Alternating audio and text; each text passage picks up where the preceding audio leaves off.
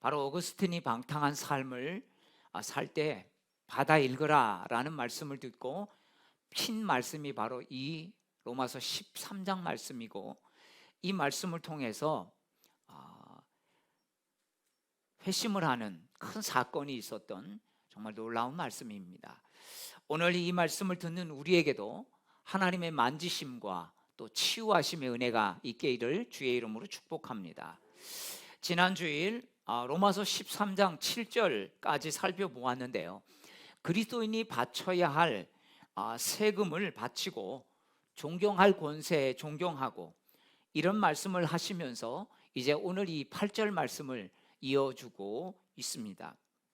자, 로마서 13장 8절 말씀 우리 다시 한번 같이 읽도록 하겠습니다. 시작. 피차 사랑의 빛 외에는 아무에게든지 아무 빚도 지지 말라. 남을 사랑하는 자는 율법을 다 이루었느니라. 자, 사랑해야 될 대상이 국가에서 이제는 이웃에게로 이 8절부터는 관심이 옮겨지고 있습니다.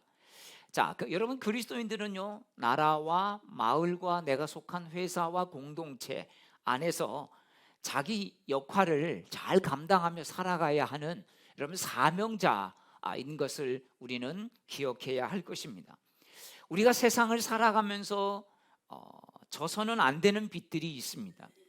내 능력 이상의 물질의 빚, 금전적인 빚을 져서는 참 우리 삶이 굉장히 곤란해지지 않습니까? 내 능력으로 갚을 수 없는 빚이 졌을 때 그 빚은 사람과의 관계를 많이 틀어지게 만들죠. 그래서 나에게 돈을 꿔준 사람들을 보면 괜히 움츠러들고 피하게 되고 비굴해집니다. 빚에 쪼들리면 여러분 모든 관계가 다 틀어집니다. 다른 사람을 만나면 이 사람한테 돈을 꿔볼까? 그래서 자꾸 그런 기대를 하게 되고 때로는 실망도 하게 됩니다. 여러분, 삶이 엉망이 되는 것이 우리의 삶 속에서 바로 이런 감당하지 못한 빚이 있을 때 그렇게 되는 것입니다. 그런데 이와 반대로 반드시 져야 할 빚이 있다는 것을 오늘 성경은 말씀합니다. 뭐라고 말씀합니까? 바로 사랑의 빚인 지라고 말하고 있습니다. 이 빚은 일방적으로 지는 빚이 아닙니다. 서로에게 피차에 지는 빚이 되어지는 것입니다. 자, 왜 여러분 그리스도인들이 서로 사랑의 빚을 져야 하는지 아십니까? 그것은 사랑을 받아본 사람만이 또 사랑할 수가 있기 때문에 우리는 사랑의 빚을 져야 하는 것입니다. 나는 절대 다른 사람에게 신세 안 져. 이런 사람들은요, 신세도 안 질 뿐만 아니라 다른 사람에게 도움을 주지도 신세를 지게 하지도 않는다는 것입니다. 그냥 혼자 오직 독야청청하며 독고다이로 살아가는 사람이 되는 것입니다. 그런데 사실 여러분, 우리는요, 지금 내가 존재하기까지 어떻습니까? 수많은 사람들의 사랑의 빚을 지고 여기까지 여러분 온 것을 우리가 여러분 기억하십니까? 이 땅에 태어난 모든 사람은 부모님에게 갚을 길이 없는 사랑의 빚을 진 사람입니다. 부모의 희생이 있었기 때문에 우리가 존재하는 것입니다. 여러분, 그 아이를 낳다가 어머니가 죽는 경우도 있지 않습니까? 옛날에는 훨씬 더 했고요. 그만큼 어렵다는 거죠. 며칠 전에 교역자 회의에서 목사님들끼리 모여서 이런 이야기가 나왔습니다. 이 요로 결석이 얼마나 아픈지 아냐.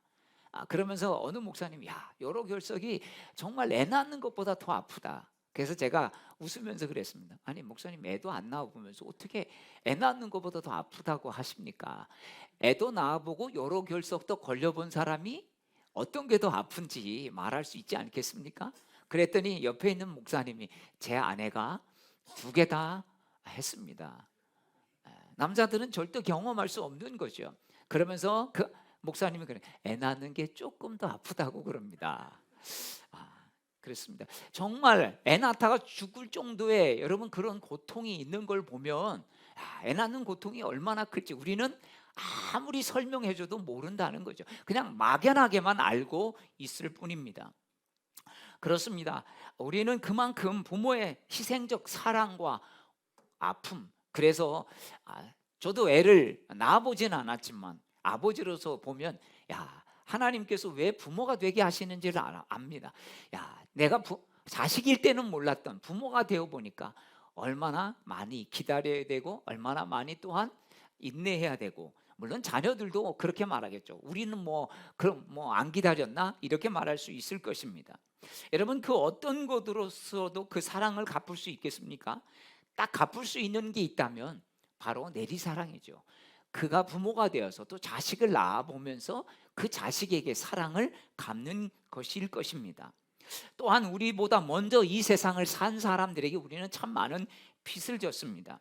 여러분, 그분들이 이 마을을 개간하고 또한 이렇게 가꾸지 않았다면 우리는 지금도 엄청나게 불편하게 살 것입니다. 가끔 이렇게 이 길을 다니다 보면, 옛날에 여기가 논이었고요, 이쪽이 길이었고요, 뭐 그런 이야기를 해주십니다. 옛날에는 이런 큰 길도 없었다는 거죠. 그러면서 참 이런 길이 있으니까 이 길에서 우리가 많은 시간을 보내지 않구나. 그냥 어디 갔다 와도 한 10분 15분 차 타고 나갔다 올 수 있는 거, 바로 우리 이 마을에서 먼저 살았던 분들이 불편한 길을 닦고 또 그 길에서 오랜 시간 동안 우리가 머물지 않도록 대가를 지불해 주신 바로 그런 분들이 계셨기 때문에 그래도 우리가 지금 이 동네에서 편하게 살 수 있는 것 아니겠습니까?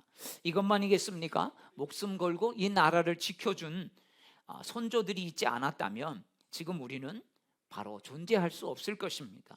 우리는 수많은 선조들의 사랑을 받고 살았습니다.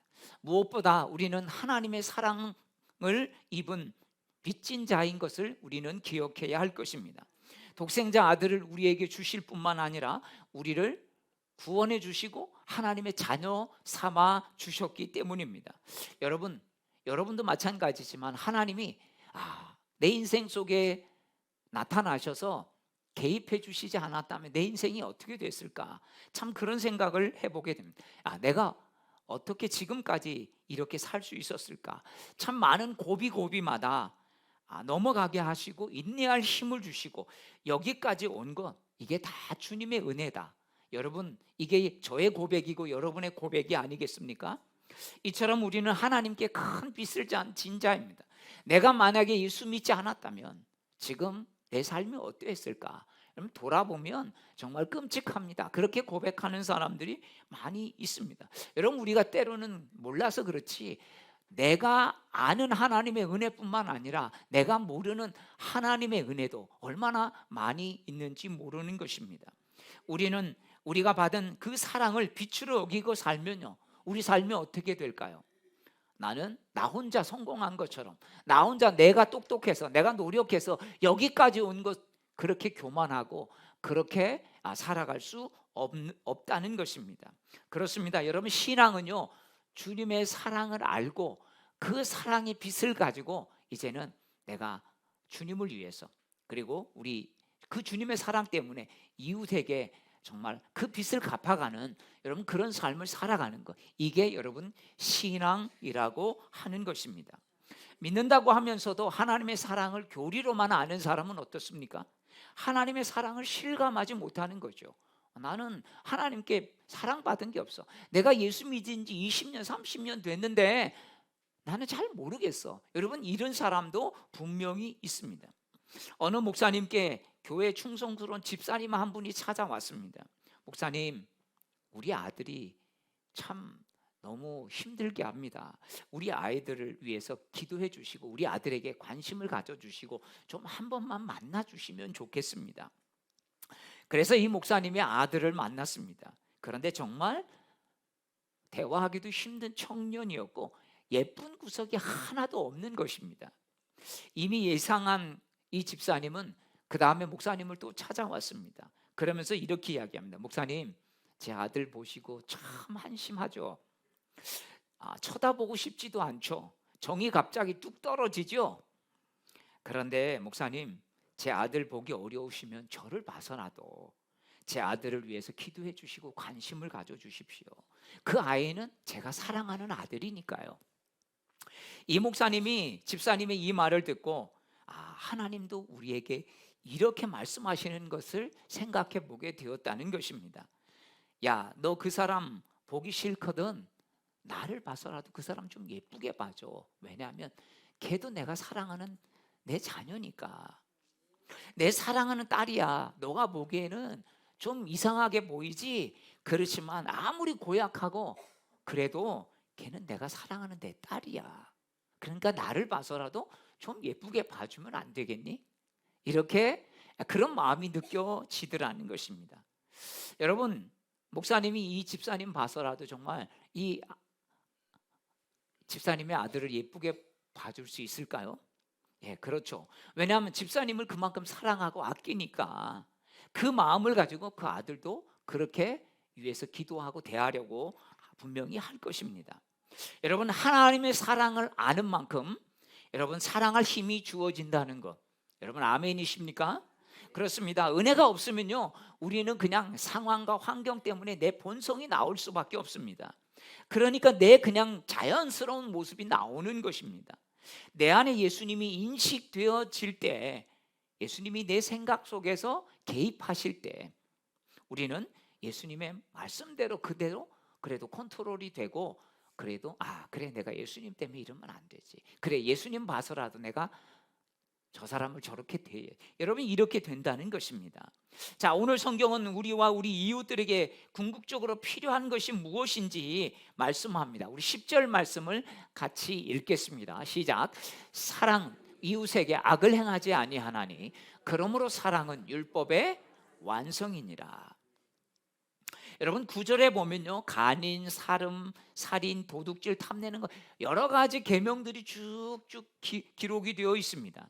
그러나 모든 계명을 아무리 많이 알고 그것을 다 지켰다 할지라도 뭐예요? 사랑이 없다면 다 소용없다는 거예요. 고린도전서 13장에서는 뭐라고 말합니까? 아무리 천사의 말을 한다 할지라도 사랑이 없으면 울리는 꽹과리와 같다, 이렇게 말하고 있지 않습니까? 여러분, 아무리 뭔가를 잘 지켜도 더 중요한 것은 얼마나 사랑의 마음으로 그것을 감당하느냐라는 것입니다. 그래서 10절에 뭐라고 말합니까? 사랑은 율법의 완성이다. 여러분, 그냥 조항만 지키는 것은 그냥 율법만을 지키는 것이죠. 그런데 거기에 사랑이 있는 마음을 가지고 하면 율법을 완성하는 것이다 라고 말씀하고 있습니다. 사랑하는 여러분, 사랑의 빛을 지고 태어나 자랐다는 것을 아는 사람은 그리스도의 사랑을 주님 안에 실천해가며 살아가는 그런 신앙을 가질 수밖에 없는 것입니다. 사랑을 받는 자만이 아니라 이미 사랑을 받은 것이 알았기 때문에 사랑을 주는 자로 살아가게 된다는 것이죠. 그래서 우리가 여러분 사랑의 빛을 많이 져야 합니다. 내가 여기 오기까지 여러분 나를 이렇게 세워준 사람들이 여러분 한두 명이겠습니까? 내가 이렇게 신앙이 성장하기까지 여러분 교회학교 선생님들부터 시작해서 우리 속장님, 우리 동네 어느 분, 정말 그분 아니요, 또 목사님, 스쳐가는 목사님들, 여러분 이런 분들을 통해서 그래도 내가 이렇게 신앙인으로 자리 잡을 수 있도록 이렇게 많은 분들이 참 도왔는데, 여러분 절대 나 혼자 설 수 있는 것이 아니죠. 여러분, 사람 인자가 왜 이렇게 사람 인자가 한문으로 만들어졌겠습니까? 혼자 설 수 없어요. 같이 분명히 나를 세워준, 누가 버티게 해주는 사람이 있었다라는 것 아니겠습니까?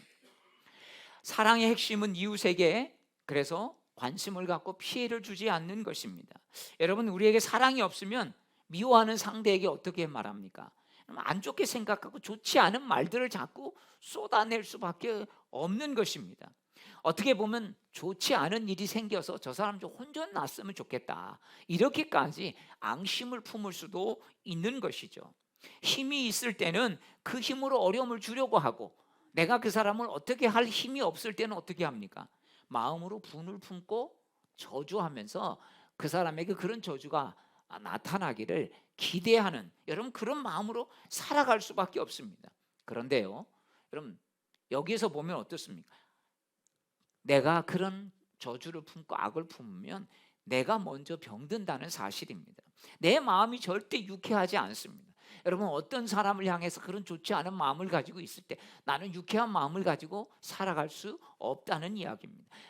그 사람도 병들게 하지만 내 영혼도 병들어 버리게 된다는 것이죠.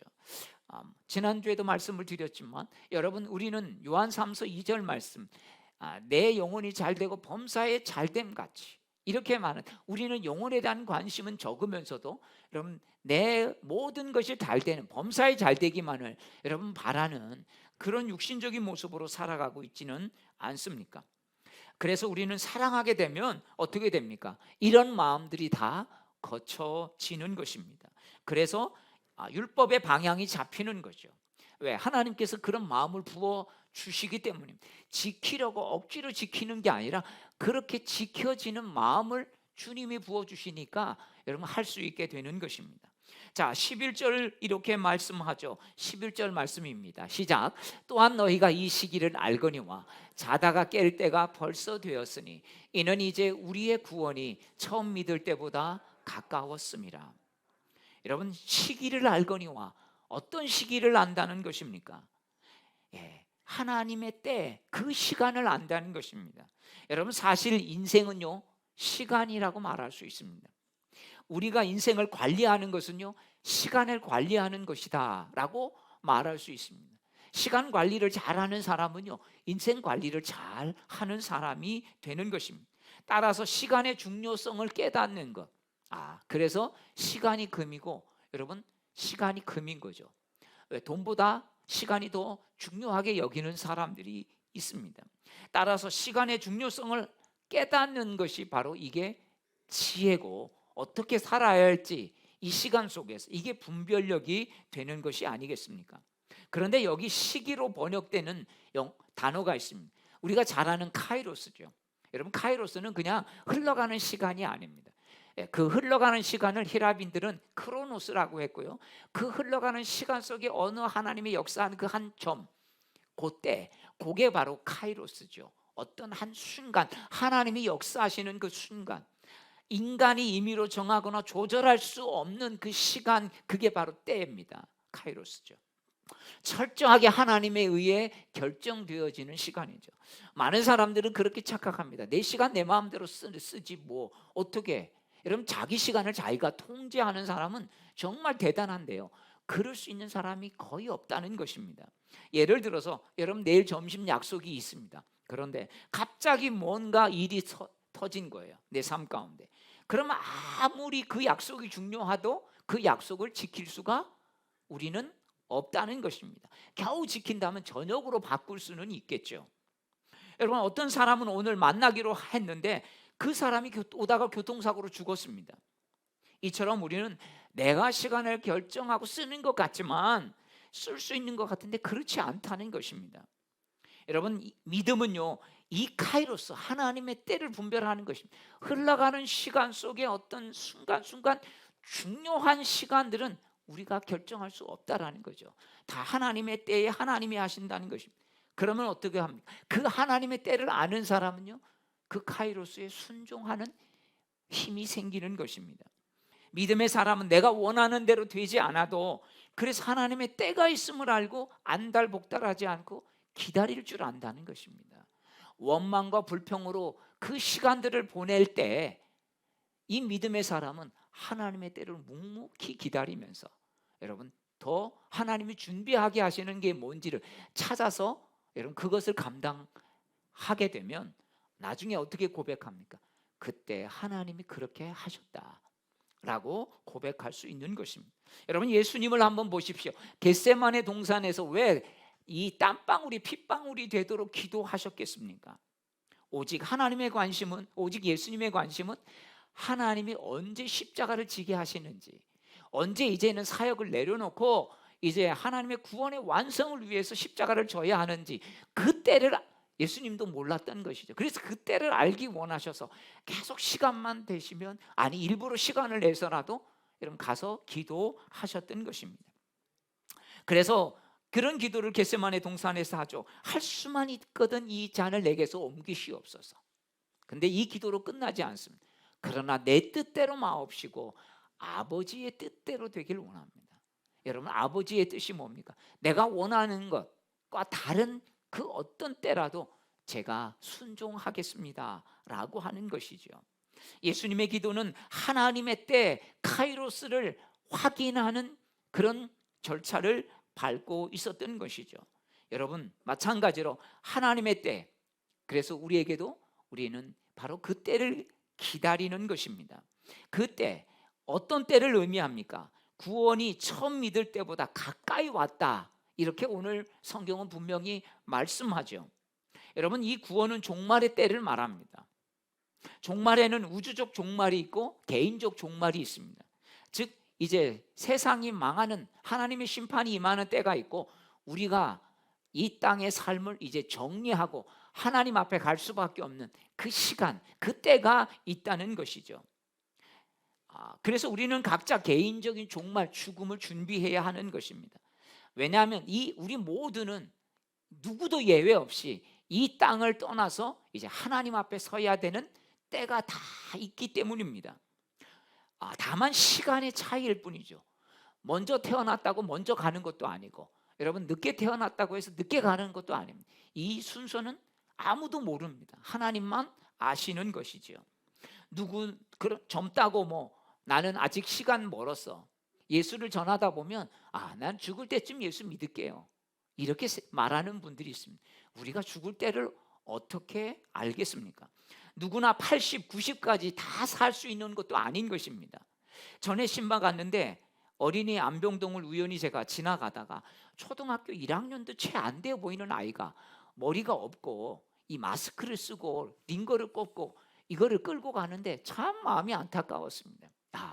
아니 초등학생도 안 되는 아이가 도대체 어떻게 했길래 암에 걸려가지고 저렇게 하고 있나. 몇 달 전에 30대 중반으로 보이는 여성이 코에 호스를 끼고 호스피스 병동으로 들어가는 모습을, 제가 아버님 임종이 얼마 남지 않아서 호스피스 병동으로 가서 기도해 드리러 갔다가 그 광경을 또한 목격합니다. 아니 겉보기에는 중환자로 보이기는 하지만 도대체 어떤 병이길래 호스피스 병동으로 들어간다는 것은 이제 살 날이 얼마 남지 않았다라는 것 아니겠습니까? 아니 80 넘고 90 넘어서 머리가 희끗희끗해서 들어간다면 그래도 안타깝지만, 아니 30대 중반의 젊은 여성이 그렇게 들어가는 모습을 보면서 누구에게나 다 순서가 있는 게 아니구나, 그런 생각들을 해보게 됩니다. 여러분, 우리는 우리 자신의 카이로스가 언제인지 모르는 것입니다. 그것은 하나님의 결정사항입니다. 분명한 것은 우리가 주님을 믿든지 안 믿든지 상관없이 처음 주님을 믿었던 그 시점보다 우리의 종말이 더 가까이 오고 있다는 사실입니다. 그래서 개인적인 종말을 분명하게 인식하는 사람은요, 매 순간이 얼마나 귀한지 모릅니다. 여러분, 우리가 만약에 시한부 판정을 받았다고 생각해 보십시다. 앞으로 당신은 6개월밖에 못 삽니다. 그러면 여러분, 이 6개월 동안 얼마나 하루하루가 귀하겠습니까? 그냥 눈 뜨면 일어나고 오늘 또 하루구나, 여러분 이렇게 절대 여기지 않을 것입니다. 왜? 내가 앞으로 주어진 시간이 6개월이 될지 5개월이 될지 모르지만 하루하루가 늘 여러분 새롭지 않겠습니까? 어떤 사람은 마지막 때 심판에 대해서 들으면 이렇게 생각하는, 성경은 그동안 계속 심판에 대해 마지막 때가 왔다고 하는데 정말 그때가 맞냐, 왜 자꾸 교회는 두려움을 조장하느냐, 이렇게 말하는 사람들이 있습니다. 여러분, 두려움을 조장하는 게 아닙니다. 그게 인생의 현실인 것입니다. 우리는 태어나자마자 죽을 것이 이미 준비되어 있고 예비되어 있는 유한한 생명일 수밖에 없는 존재라는 사실을 우리는 늘 깨닫지 않으면, 여러분 천년만년 살 것처럼 그렇게 살아가는 사람들이 있지 않습니까? 분명 우리는 내가 앞으로 몇 달 못 산다는 선고를 받으면 여러분 우리는 다른 삶을 살 수밖에 없을 것입니다. 여러분, 시간의 차이지만 우리는 누구나 다 유한한 어떻게 보면 제한 시간 속에 살아가고 있습니다. 그게 며칠이 될지 단지 몇 년이 될지 몇십 년이 될지 모를 뿐이지 우리 누구는 다 똑같다는 것이죠. 그래서 여러분, 하루하루 살아가는 게 놀라운 은혜고 주님이 주신 선물임을 깨닫고 살아갈 수 있기를 주의 이름으로 축복합니다. 그래서 마지막이 있다는 사실을 아는 사람은 그래서 낮에와 같이 단정히 행하라 그렇게 말씀하고 있습니다. 자, 사도 바울은 13절 14절에서 이렇게 말씀합니다. 우리 같이 읽겠습니다. 시작. 낮에 단정히 행하고 방탕하거나 술 취하지 말며 음란하거나 호색하지 말며 다투거나 시기하지 말고 오직 주 예수 그리스도로 옷 입고 정욕을 위하여 육신을 일을 도모하지 말라. 여러분, 세상 사람들도 이렇게 말하는 사람들 있죠. 사랑하고 살아도 모자라는 시간에 왜 싸우고 난리야. 여러분, 그렇죠? 사랑하고 살아도 시간이 모자라는 시간 속에 시기하고 질투하고 싸우고 막 헐뜯고, 여러분 이렇게 살아가는 인생 얼마나 여러분 불쌍한 인생입니까? 자, 오늘 성경은요, 뭐 방탕함, 술 취함, 호색함, 성적으로 좋아함, 이런 것들이 다툼, 시기, 여러분 이런 조항들을 말씀하고 있습니다. 왜냐하면 누구나 다 예외가 되지 않기 때문입니다. 어떤 사람은 이런 삶은 아니, 우리 안에 다 그런 본성들이 있다는 이야기 아니겠습니까? 그런데요, 좀 다른 점들이 있습니다. 여러분, 앞에 말한 방탕함, 술 취함, 호색함, 이런 것들은 주로 좀 남자들이 좀 쉽게 넘어지는 그런 죄의 목록 같고요. 뒤에 있는 것, 뭐 시기하거나 다투거나 질투하거나 이런 것들은 어떻게 보면 좀 상대적으로 여성들에게, 여자들이 더 쉽게 죄를 범하는 그런 것입니다. 그러나 공통점이 있어요. 뭡니까? 오늘 이 로마서 13장에서 이야기하고 있는 말씀은요, 방탕함, 술 취함, 뭐 호색함, 다툼, 시기, 이런 것들은 사람들을 서서히 무너지게 한다는 겁니다. 이거 한 번 했다고 갑자기 인생이 망하거나 갑자기 타락하거나 그렇지 않다. 근데 서서히 망가지고 서서히 이것에 물들어가는 이런 것들을 여러분 보여주고 있는 것입니다. 마귀는요, 그래서 이런 것들을 주로 가지고 죄가 아닌 것처럼, 야 이건 죄가 아니야, 이건 문화야 문화, 지금 봐 세상 사람들이 다 이렇게 즐기잖아, 이게 뭐가 죄야, 이건 문화야, 이렇게 하면서 그냥 인간 본능이라고 하면서 우리를 이런 죄에서 서서히 빠지게 한다는 것이죠. 요즘에 보면 뭐 젊은 사람들 금요일 되면 불금이라고 하는 거예요. 야, 마시고 먹고 놀자 이런 거죠. 왜? 부담 없이. 예, 토요일도 있고 또 주일은, 일요일은 월요일 날 출근해야 되니까 좀 자제하지만, 여러분 이런 것들이 문화라고 하는 거죠. 그래서 세상 사람들은 문화라고 하는 것으로 인해서 이런 것들을 너무 쉽게 노출되어 버리고 있는 것입니다. 여러분, 방탕이 뭡니까? 나는 방탕과 좀 거리가 멀어요. 저는 그렇게 술 먹고 뭐 이렇게 살지 않아요. 여러분, 우리가 방탕이라고 하는 단어에 대한 분명한 것을 몰라서 그렇습니다. 방탕이란 규모 없이 사는 게 방탕입니다. 뭐 퍼마시고 먹고 놀고 이것만 방탕이 아니라는 거죠. 규모 없이 산다는 말은 어떤 일정한 삶의 어떤 규칙을 가지고 살아가는 게 아니라 이랬다가 저랬다가 하는 것입니다. 예를 들어서 경제 생활 속에 있어서는요, 계획대로 살다가 구매 욕구가 충동하면 그냥 자기 충동 구매로 감당하기 버거운 것들을 구입하면서 이제 규모 없는 삶이 시작이 되는데요. 그러면 이제 그때부터 물질이 쪼들리죠. 그래서 진짜 해야 될 것도 하지 못하고 빚 갚는 데 막 하다 보면 여러분 이게 규모 없는 바로 방탕한 삶이 되는 것입니다. 그냥 세상적으로 놀고 이런 것만 방탕한 게 아니라는 것이죠.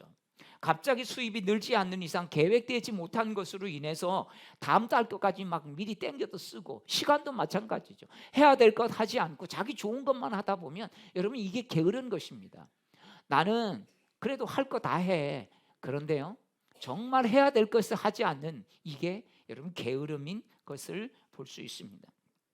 이처럼 삶도 규모 없이 살고 또 방탕하게 살고 이렇게 될 때 그냥 사는데 내가 하고 싶은 것에 꼽히면 여러분 삶이 그래서 흐트러지는 것입니다. 이게 방탕한 것이 되는 것이죠. 그래서 우리는 무엇보다도 내 생각을 사로잡고 있는 생각부터 잘 컨트롤하지 않으면 우리는 내 삶을 바꾸는 것이 굉장히 어렵습니다. 많은 사람들이 결단하죠. 나는 이제 이것 안 할 거야. 여러분, 우리는 자꾸 뭔가를 안 하려고 하면 뭐부터 합니까? 행동부터 안 해야 된다고 생각을 합니다. 내가 여러분 딱 정하고 난 이거는 절대 이제 끊어. 근데 그게 됩니까? 여러분, 행동부터 바꾸려고 하니까 한 번, 두 번 하다가 되는데 또 세 번째, 네 번째는 또 넘어지면 어떤 생각? 해도 안 된다. 그래서 오히려 실망과 좌절, 내가 이런 존재밖에 안 되는구나, 내 의지가 이거밖에 안 되는구나. 여러분, 우리가 자꾸 뭔가 행동부터 바꾸려고 하는데 생각이 바뀌지 않는데 행동만 바꾼다고 되겠습니까? 여러분, 생각이 바뀌어야 행동은 자연스럽게 따라가게 되는 것입니다. 그런데 생각은 안 바뀌면서 하고 싶은 욕망은 잔뜩 있으면서 저거 하면 안 되지, 자꾸 행동만 먼저 바꾸려고 하다가 그 생각이 발동해서 세 번, 네 번, 다섯 번, 여섯 번은 안 했지만 여러분 일곱 번째 넘어질 수도 있게 되는 것입니다. 야, 이렇게 살면 안 되는데 여러분, 이게 쉽게 고쳐집니까? 안 고쳐진다는 거죠. 내 마음으로 즐거운 그런 것을 끊기가 더 어려운 것입니다. 마음부터 바꾸지 않으면 그 마음에서 그 즐거움이, 그게 즐거움으로 받아들여지고 있는 이상은 그거를 이기기가 어렵다는 것입니다. 하나님과의 영적 교제를 하면서 일기를 쓰신 프랭크 루박 선교사님은 이런 고백을 그의 일기에서 이렇게 하고 있습니다. 하나님과 교제의 참맛을 느끼자 그분께 합당치 않은 모든 일들이 역겹게 느껴졌다. 오늘 오후 하나님의 임재의식에 강하게 붙들리면서 말할 수 없는 기쁨을 맛보았다. 전에는 모르던 것이었다. 어쩌나 주님의 마음이 내게 차오르든지 나 자신이 온통 녹아내리는 기분이었다. 이런 경험을 하고 나서 모든 더러운 것들이 그렇게 싫을 수가 없었다. 여러분, 우리가 정말 하나님께서 그 마음을 주셔서 싫은 마음이 생기면 하라고 해도 하기 싫은 거죠. 여러분, 우리가 그렇게 먹기 싫은 게 있는데, 먹고 싶은 게 있는데, 어떻습니까?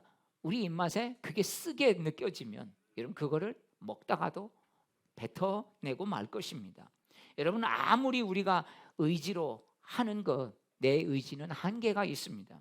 오히려 의지를 했기 때문에 그 의지를 쓰다가 나는 내 결단이 작심삼일도 안 되는구나, 나는 이렇게 박약하구나, 의지 박약이구나, 이렇게 오히려 실망만 하면서 자신을 정당화하는 여러분 이런 통로밖에 되지 않는 것입니다. 내가 싫어했던 것을 할 수 있는 은혜를 주님이 주신다는 것입니다. 하기 싫은 행동도 의지도 노력으로 한두 번 할 수 있습니다. 그러나 내 의지로 하면 난 이만큼 했으니까 난 그래도 최선을 다한 거야, 이렇게 자기 합리화에 우리는 들어가기가 쉬워지는 것입니다. 사랑하는 여러분, 중요한 것은 우리의 생각과 마음이 주님을 통해서 변화되는 것인 줄로 믿습니다. 그러면 점점 행동도 하기 싫어지는 그런 생각들이 나타나는 것이죠. 그게 재미없어지는 것이죠.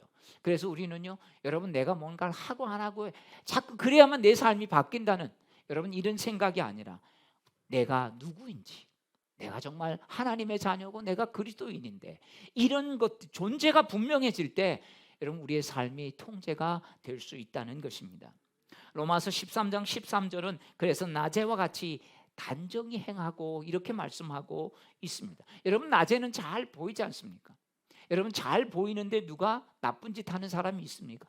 안 보이니까, 사람들이 없으니까, 사람들이 안 보이니까 자꾸 나쁜 짓을 하려고 하는 것이죠. 여러분, 혼자 있으면 죄의 유혹을 받지만 옆에 누가 있으면 여러분 그 유혹에 있어도 넘어질 수 있겠습니까? 옆에서 보고 있는데? 그렇죠.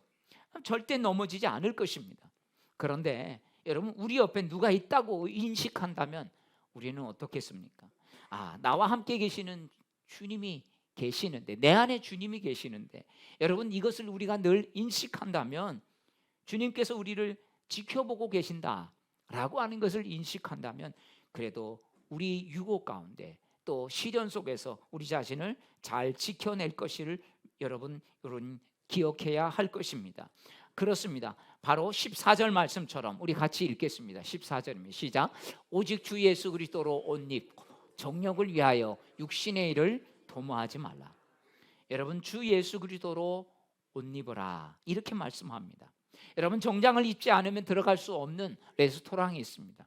옛날에는 청년 때는 이해하지 못했어요. 밥 먹는 게 뭐가 대단하다고 꼭 정장을 입고 들어가야 돼. 여러분 그런 옷을 입고 들어오게 하는 이유가 뭐겠습니까? 그런 옷을 입고 품위를 지켜달라라는 것 아니겠습니까? 옷은 품위를 지킬 수 있는 행동을 그래도 하는 것입니다. 여러분 예비 군복을 입으면요 다 똑같아진다.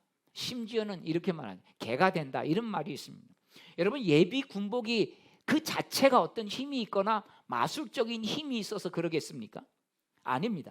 그 옷을 입고 했던 생각과 습관 때문에 그 옷만 입으면 이상하게 침도 함부로 뱉고 껄렁껄렁해지고 욕도 하게 되고 왜? 그런 옷을 입고 했던 행동들 때문에 여러분 그런 생각 때문에 그렇게 하는 것이지 여러분 예비 군복 옷이 그렇게 사람을 난폭하게 만드는 그런 옷은 아닌 것이죠.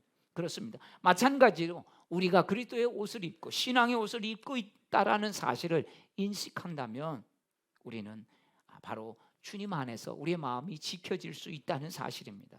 여러분 믿음이 있다는 건요 종교적인 의식을 잘 아는 것으로 국한되지 않습니다. 종교 의식은요 좋은 믿음을 가질 수 있는 기회는 되지만 여러분 종교 의식이 그냥 믿음이 되는 것은 아닙니다. 그래도 예배 나오는 사람이 더 좋은 믿음을 가질 수 있는 기회는 얻지만 이 자리에 나온다고 다 좋은 믿음을 갖게 되는 것은 아니라는 것이죠.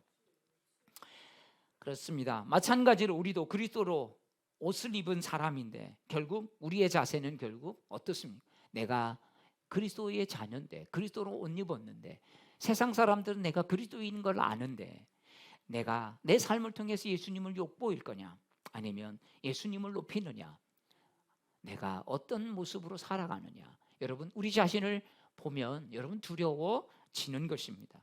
사랑하는 여러분 하루하루 참 빨리 갑니다. 저도 어느 날 보니까 이제 50대 중반을 넘어 후반 돼서 이제 60 나이라 점점 가까워지고 있습니다.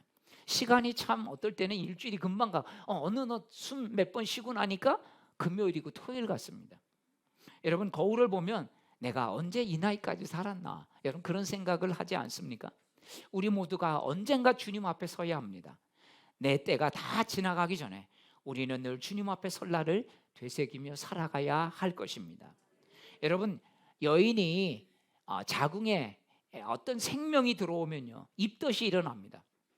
정말 눈에 보이지 않는 생물학 시간엔 정자라고 하죠. 작은 생명체가 들어오면 그게 몇 달 후에는 이 여인의 몸에서 반응이 일어나죠. 아주 작은 것이라도 생명이 들어오면 엄청나게 반응합니다. 여러분에게 도전하고 싶습니다. 여러분 예수님의 말씀이 우리 안에 들어오는데 여러분 우리는 거룩한 입덧이 여러분 생겨나고 있습니까? 여러분 그저 세상에서 좋은 차 탔다고 성공한 게 아닙니다. 여러분 좋은 옷 입었다고 멋진 게 아닙니다. 주님의 사랑을 입어야 사랑의 옷을 입어야 여러분 이게 멋진 것이고 성공한 사람이 되는 것 아니겠습니까? 우리가 처음 믿는 그날부터 오늘까지 많은 시간이 흘렀습니다. 어떻게 보면 그러면서도 예수 믿는데 변하지 않는 여러분 그런 사람들이 있습니다. 혹시 여러분 우리는 어떤 모습을 가지고 있습니까? 저는 여러분에게 이런 소원 하나 있기를 원합니다. 주님, 내가 예수님 때문에 변한 인생을 살았다고 고백하며 살게 하옵소서. 예수님 때문에 여기까지 왔다고 그래도 이렇게 살았노라. 주님, 제가 주님 앞에 감사를 드립니다. 이것이 저와 여러분의 고백이 되기를 주의 이름으로 축복합니다. 우리 같이 다 함께 일어나셔서 함께